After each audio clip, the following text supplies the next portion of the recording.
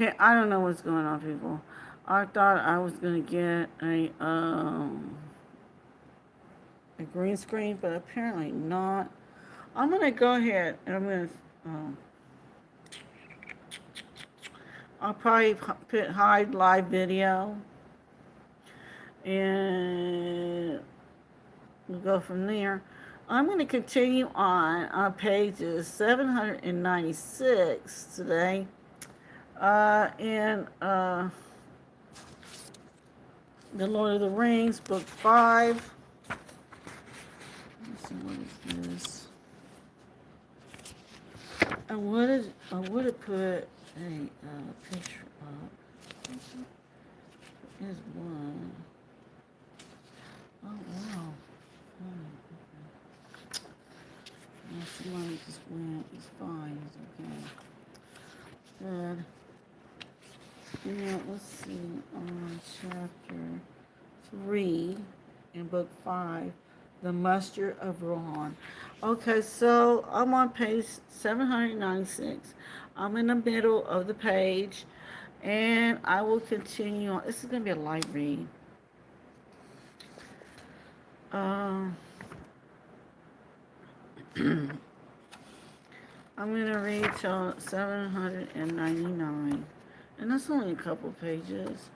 This is seeming to be almost over. It's looking like, but it's lengthy.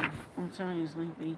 The next time I read is gonna be, we're gonna be through with this chapter, and chapter 3, and then we're gonna be on to chapter 4, the Siege of Gondor. It's gonna be cool. But anyway, I hope everyone is safe today. It's a small chapter, I realize, yes. But I gotta not stress the vote.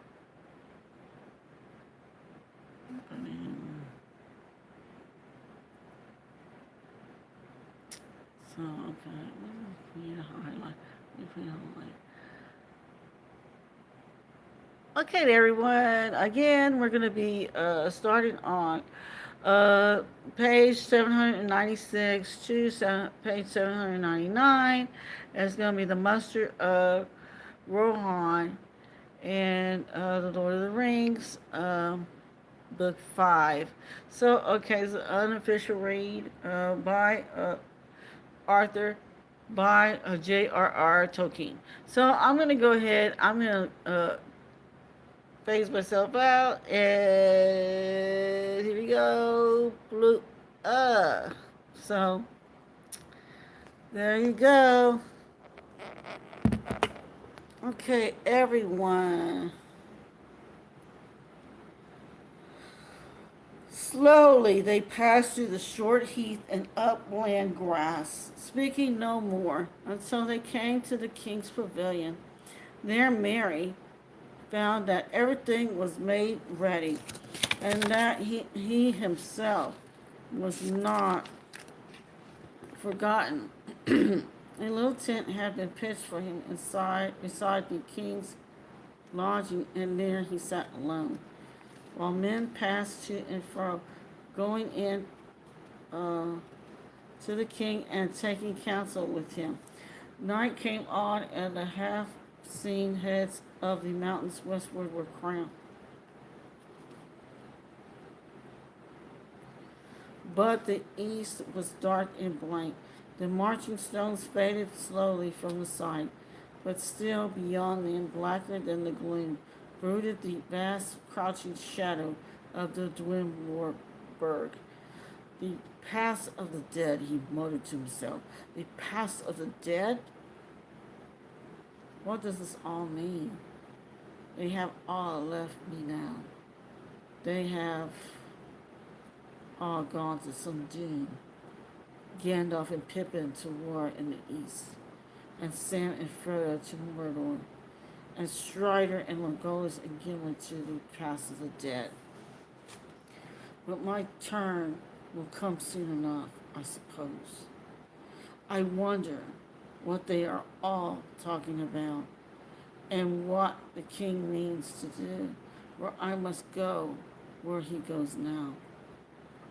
In the midst of these gloomy thoughts, he suddenly remembered that he was very hungry, and he got up to go and see if anyone else in the strange camp felt the same.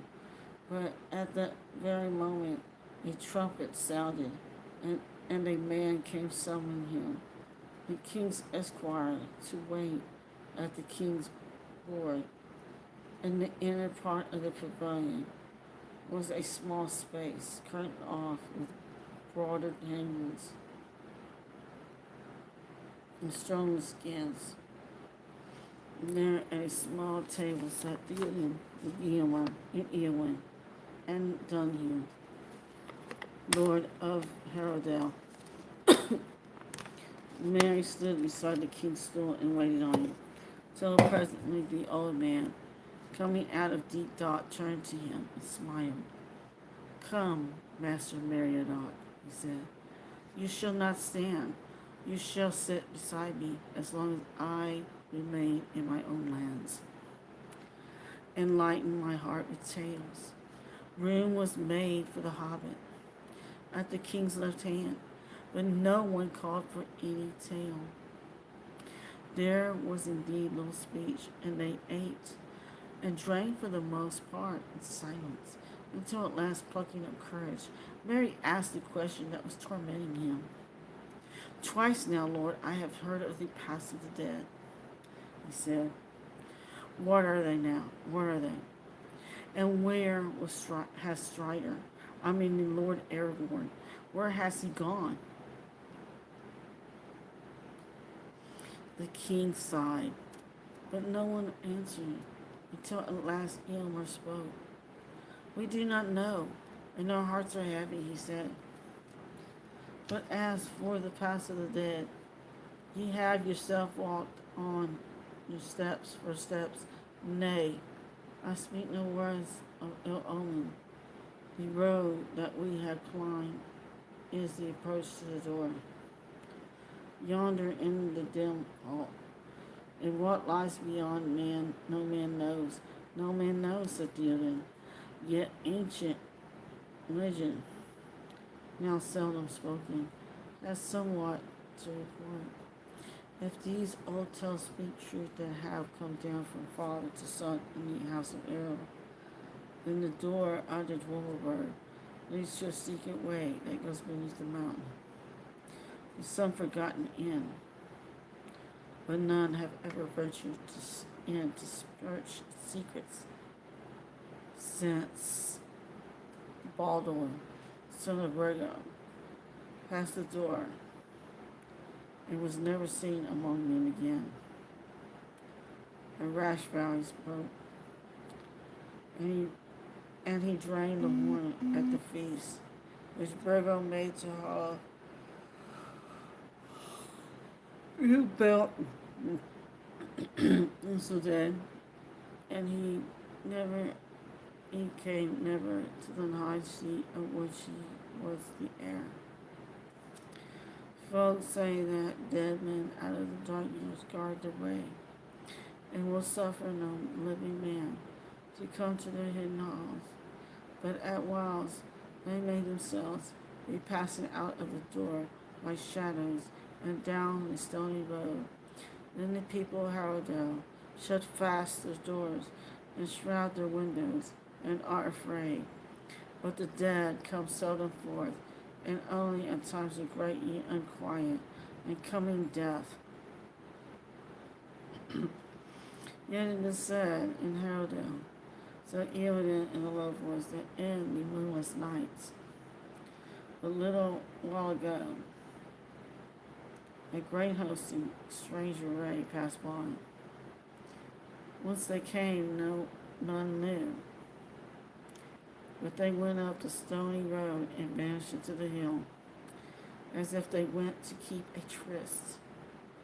"Then why has Aragorn gone that way?" asked Mary. "Don't you know anything that would explain it?" unless he has spoken words to you as his friend, and that we have not heard, said Eomer. None in the land of the living can tell his purpose.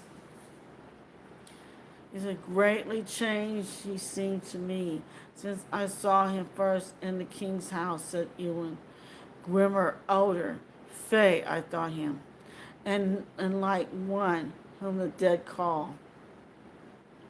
Maybe he was called, said Ewan, and my heart tells me that I shan't see him again. Yet he is a kingly man of high destiny, and take comfort in this daughter, since comfort you seem to need in your grief. For this guest, it is said that the Earlingas came out of the north and passed at length up the snowbourn, seeking strong places of refuge in time of need. Virgo and his son, Baldur, climbed these places of refuge uh, in time of need. And Virgo and his son Baldur climbed the stair of the hold, and so came before the door. On the threshold sat the old man, aged beyond guess of years, tall and kingly. He had been, but now he has withered as an old stone. Indeed, for stone they took him for he moved not, and he said no word until they sought to pass him by and enter. And then a voice came out to him, as it were out of the ground. And to their amaze it spoke in the western tongue. The way is shut. Then they halted and looked at him, and saw that he lived still. But he did not look at them. The way is shut, his voice said again. It was made by those who are dead, and the dead keep it until the time comes. The way is shut. And when will that time be? Said Baldur. No answer did he ever get, for the old man died in that hour and fell upon his face, and no other tidings of the ancient dwellers in the mountains have our folk ever learned. Yet maybe at last the time foretold has come, and Aragorn may pass. But how shall a man discover whether the time be come or no, save by daring the door, said Eomer, and that way I should not go. All the hosts of Mordor stood before me, and I were alone, and had no other refuge. Alas, that a fay should fall on a man so great-hearted in this hour of need.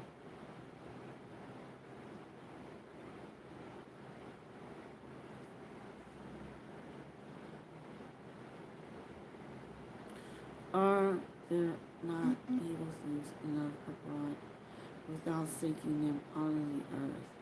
War is at hand. He paused, for at that moment there was a noise outside, a man's voice crying the name of Theoden and the challenge of the guard. Presently, the captain of the guard thrust aside the curtain. A man is here, Lord.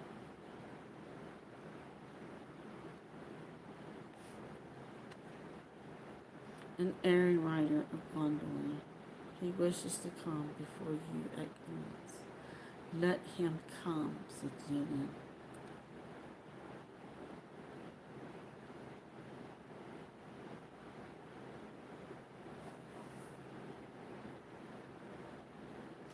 A tall man entered, and Mary choked back a cry. For a moment it seemed to him that Boromir was alive again and had returned. Then he saw that it was not so. The man was a stranger, built as light before you, as if he were one of his kin, tall and gray-eyed and proud. He was clad as a rider, with a cloak of dark green over a cloak of fine mail. On the front of his helm was wrought a small silver star. In his hand he bore a single arrow, black feather and barbed with steel, but the point was painted red. He sank on one knee and presented the arrow to Theoden. Hail, Lord of Erurin, friend of Gondor, he said. Here on, I am a rider of Denethor, I who bring you this token of war. Gondor is in great need. Often the Erurin have aided us, but now the Lord Denethor. As for all your strength and all your speed, lest Gondor fall at last. The red arrow, said Theoden, holding it as one who receives a summons long expected and yet dreadful when it comes. His hand trembled. The red arrow has not been seen in the mark in all my years. Has it indeed come to that? And what does the Lord Denethor reckon that all my strength and all my speed may be? That is best known to yourself, Lord, said Aragorn. But ere long it may well come to pass that Minas Tirith is surrounded, and unless you have the strength to break a siege of many powers, the Lord Denethor bids me say that he judges that the strong arms of the warrior would be better within his walls than without. But he knows that we are people. We fight rather upon horseback and in the open, and that we are also a scattered people, and time is needed for the gathering of our riders. It is not true, Huron, that the Lord of Minas Tirith knows more than he sees in his message, for we are already at war, as you may have seen, and you do not find us all unprepared. Gandalf the Grey has been among us, and even now we are mustering for battle in the east, for the Lord Denethor may know or guess of all these things. I cannot say, answers Hergon, but indeed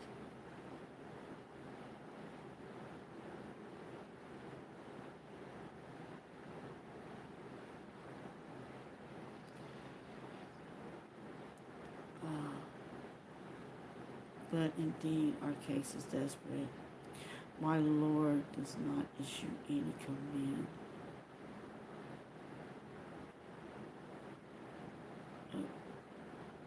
to you.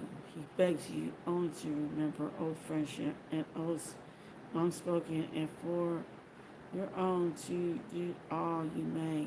It is reported to us that many kings have ridden in from the east to the service of Mordor, from the north to the field of Dagorland.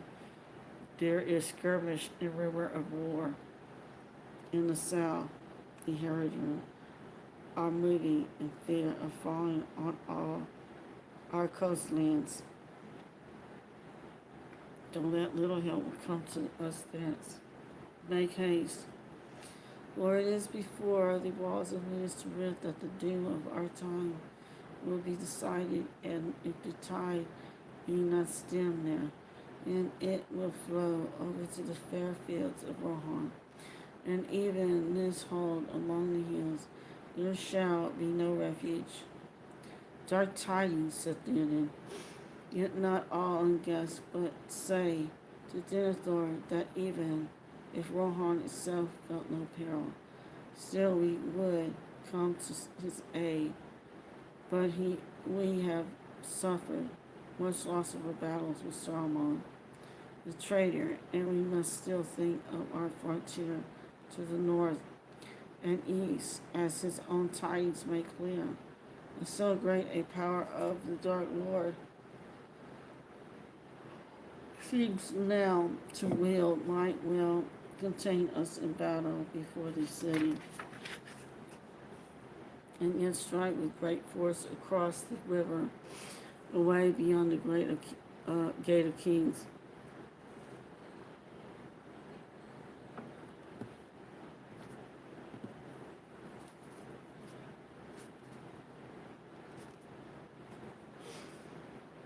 Okay, but we will speak no longer counsels of prudence.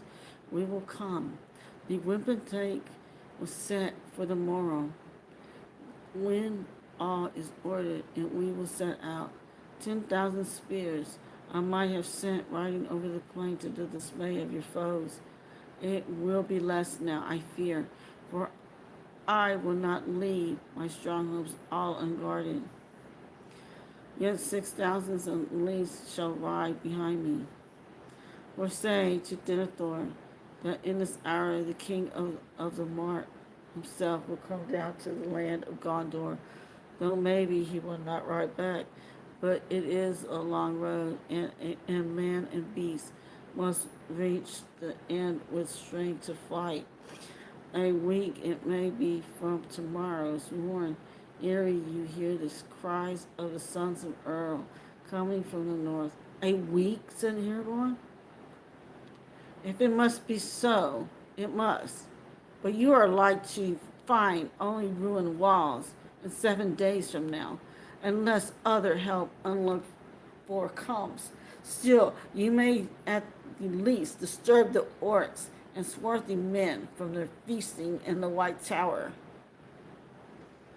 At the least, we will do that, said Yuli. But I, myself, am new here. New, come from battle and long journey, and I will now go to the rest.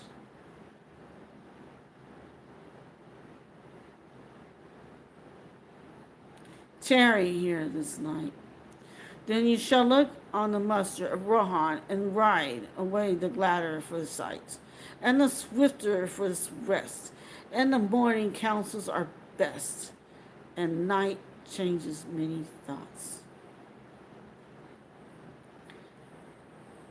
With that the king stood up, and they all rose. Go now, each to your rest, he said, and sleep well. And you, Master Meriadoc, I need no more tonight, but be ready to my call as soon as the sun is risen. I will be ready, said Mary, even if you had bid me to ride with you on the paths of the dead. Speak not words of omen, said the king, for there may be more roads than one that could bear that name. But I did not say that I would bid you ride with me on any road. Good night.